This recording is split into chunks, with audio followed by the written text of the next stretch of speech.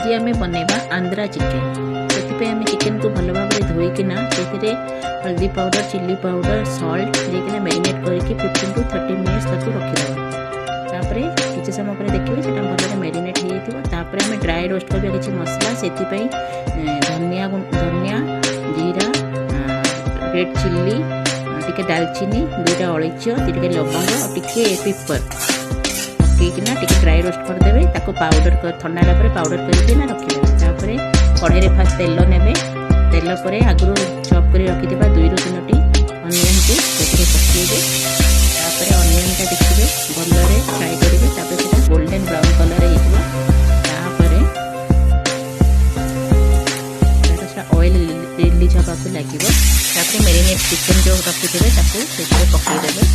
भल भाव फ्राए करेंगे 5 मिनट देखिए टी ड्राए होगा लगे चिकेनटा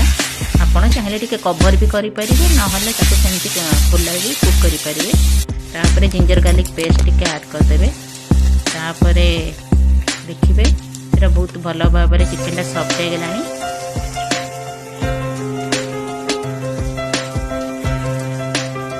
फाइनाली से जो रखिथे स्पाइसेस आम आगु प्रिपेयर करते ऐड करदे ऐड कला भल